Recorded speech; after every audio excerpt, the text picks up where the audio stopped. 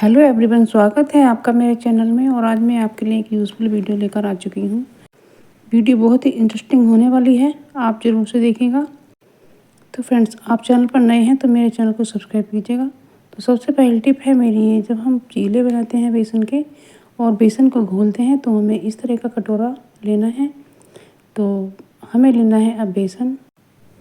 तो जब आप सुबह का वक्त होता है और हमारे पास टाइम कम होता है तब ये जल्दी से हो जाता है। तो हमने 2 चमचे बेसन लिया है और इसमें ऐड किया है नमक, और इसमें हमने कुछ हरी मिर्च, थोड़ी अजवाइन और हींग हमने इसमें ऐड किया है। हींग आप ज़रूर से डालिएगा और इसे बिस्कर से मिला करके हमें थोड़ा थोड़ा पानी ऐड करना है और बस इस तरीके से मिक्स करना है ताकि इसमें लम्स ना रहें।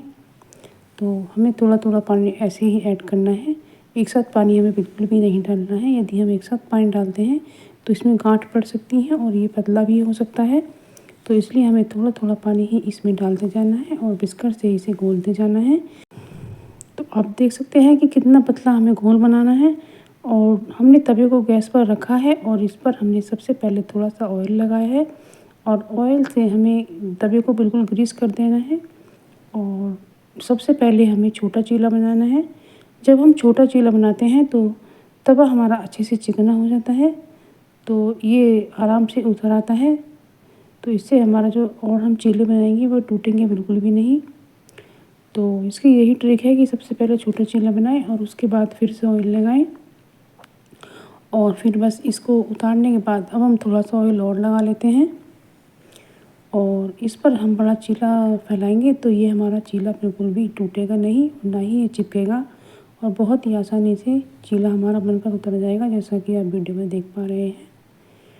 तो कितना अच्छा चीला बना है। तो इस तरीके से आप जल्दी से कर सकते हैं। जब आपके पास समय कम हो तो ये बहुत ही आसानी से बनाया जा सकता है और इसमें हमारे समय की बचत होती है। तो इस तरह से आप अपना काम कर सकती हैं और अपने समय की बचत कर सकती हैं। तो ये बहुत ही अच्छी ट्रिक है, आपको ज़रूर पसंद आएगी। अब अगली ट्रिक आती है हमारी, जब हम चीले को रखते हैं तो नीचे से गीला हो जाता है, यानी कि भाप आती है तो उससे गलने का डर रहता है और वो गल भी जाता है। तो इस तरह से हमें ये स्टैंड रखना है और उसके ऊपर ही हमें चीले को रखना है, तो ये गलेगा बिल्कुल भी नहीं। अब अगली ट्रिक आती है हमारी लौकी को लेकर। क्या होता है, जब हम लौकी बनाते हैं तो आधा लौकी हम रख देते हैं तो वो ख़राब हो जाता है, गल सकता है या सूख सकता है, तो या इसके ऊपर कोई मच्छर भी बैठकर ख़राब कर सकता है। तो हमें इस तरीके से फॉइल पेपर को लगा देना है। तो इस तरीके से जो हमारी लौकी है वो बिल्कुल ताज़ा रहेगी और बिल्कुल भी ख़राब नहीं होगी और ना ही जहरीली बनेगी। तो इस तरीके से आप फ्रेंड ज़रूर कर सकते हैं, ये ट्रिक भी आपको बहुत पसंद आएगी। तो अगली ट्रिक आती है फ्रेंड्स मिर्ची को लेकर। तो ये हरी मिर्ची हैं और ये ताज़ा मिर्ची हैं। जब हम इन्हें फ्रिज में रखते हैं किसी पिन्नी में बांध करके तो उसमें पसेब आ जाता है, यानी कि पानी आ जाता है और वो गीली हो जाती हैं और वो गलकर ख़राब होने लगती हैं। तो हमें इस तरीके से एक दोने के अंदर रख देना है और फिर जब सूख जाने पर इस तरह से प्लास्टिक के कंटेनर में रख देना है।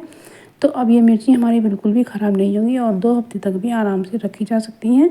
ये ट्रिक है तो छोटी सी लेकिन है बहुत काम की। तो इस तरह से आप अपनी मिर्ची को स्टोर कर सकते हैं।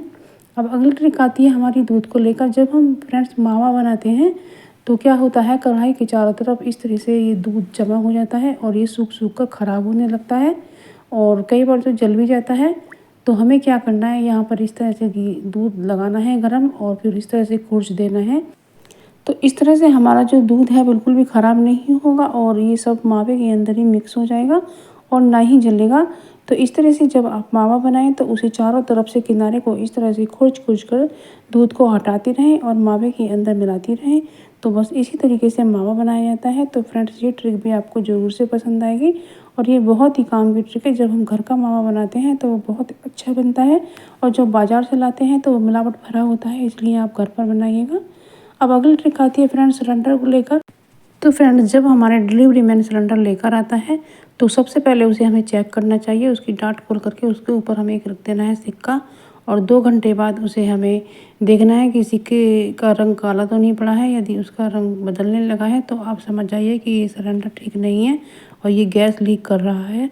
तो हमें बस इस सिलेंडर को डाट लगा कर ऐसे ही रख देना चाहिए और फिर फ़ोन करके वापस कर देना चाहिए। तो इस तरह से आप दुर्घटना से भी बच सकते हैं।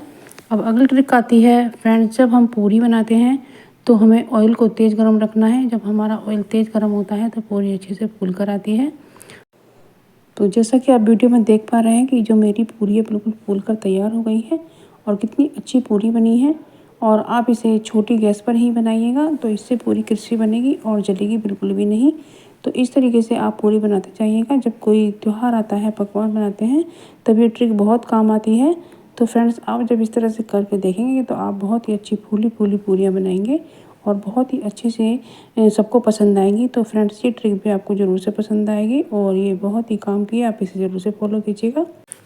तो फ्रेंड्स, अब अगली ट्रिक आती है हमारी। हम ये जीरा राइस बना रहे हैं और इसके लिए हमने लिए हैं कुछ काजू और चॉप की हुई हरी मिर्च और हमने तेज पत्ता, काली मिर्च, लौंग खड़े मसालों में ली है। और इस तरीके से हमने इसमें देसी घी ऐड किया है और देसी घी ऐड करने के बाद हमें थोड़ा फ्राई कर लेते हैं। और फ्राई करने के बाद हमें इतना करना है कि काजू गुलाबी रंग का हो जाना चाहिए। और बस इसके अंदर हमने राइस को ऐड किया है और थोड़ा सा इसे हम फ्राई करके इसमें हम पानी डाल देते हैं। और इसके अंदर पानी हमें जितना हमने चावल लिया है उससे दुगना हमें इसमें पानी ऐड करना है। और इसमें हमने सादा नमक ऐड किया है और इसके अंदर हल्दी हम बिल्कुल नहीं डालेंगे। और इस तरह से हम इसे मीडियम गैस पर पकाएंगे। और आप देख सकते हैं कि हमारे जीरा राइस बनकर के तैयार है। ये बहुत ही अच्छे और टेस्टी राइस बने हैं। तो इनमें हमने ड्राई फ्रूट भी अच्छे से डाला है और आप इसके ऊपर देसी घी डाल करके खाइएगा फ्रेंड्स, बहुत ही अच्छे लगते हैं। तो इस तरीके से आप बनाइएगा। अब फ्रेंड्स, ये अगली ट्रिक आती है, हमने मठरियाँ बनाई हैं। तो इसके अंदर जो ऑयल डाला जाता है, 1 किलो मैदा के अंदर 200 ग्राम के हिसाब से ऑयल डाला जाता है। तो फ्रेंड्स, ये हमने नमक पारे बनाए हैं। तो फ्रेंड्स, जब आप नमक पारे बनाएं तो इन्हें इतना सेकना है कि ये सफ़ेद रंग के ही दिखनी चाहिए, क्योंकि जब हम सेक देते हैं तो उसके थोड़ी देर रखने के बाद गुलाबी रंग आ जाता है। तो यदि आप ज़्यादा डार्क करेंगे तो फिर ये जले जले हो जाएंगे और आपको अच्छे नहीं लगेंगे और खाने में इनका टेस्ट कड़वा हो जाएगा। तो फ्रेंड, अब अगली ट्रिक आती है गुंजियों को लेकर। तो हमने गुंजियाँ जो बनाई हैं ये हमें मीडियम गैस पर ही सेकनी और हमें कलछी जो चलानी है बहुत ही हल्के हाथ से चलानी है। तो फ्रेंड्स, सबसे पहले तो इसकी हमने फिलिंग बनाई है और इसकी फिलिंग में हमने डाला है गोले का पराठा। तो गोले का पराठा इसमें अच्छा काम करता है। ये जो हमारा मावा होता है वो गुंजिया सेकते समय पनीला हो जाता है और वो बहने लगता है, जिससे हमारी गुंजिया फट सकती है। लेकिन हम इसके अंदर जब नारियल का पराठा ऐड कर देते हैं और ड्राई फ्रूट्स डाल देते हैं तो इसकी जो नमी होती है वो ये सोख लेते हैं। तो मावा हमारा बहकर गुंजिया से नहीं निकलता है और ना ही हमारी गुंजिया फटती है।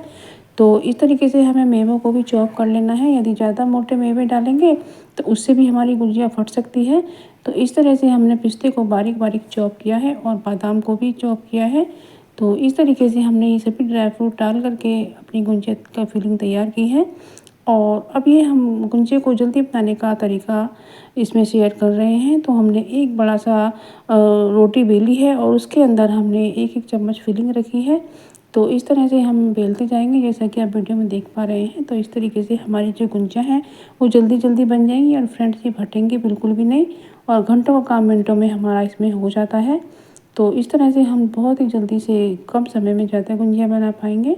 तो आप देख पा रहे हैं कि मैं किस तरीके से किसी कटोरी से बना रही हूँ। ये बहुत ही आसान सा काम है और बहुत ही तेज़ी से गुंजिया बनेंगी और इस तरह से आप कर सकते हैं। तो ये मैंने जल्दी से बनाकर तैयार की हैं और इनको जब हमें सेकना होता है तो इन्हें भी हमें डार्क कलर नहीं करना है, इन्हें थोड़ा हल्का कलर का ही उतारना है।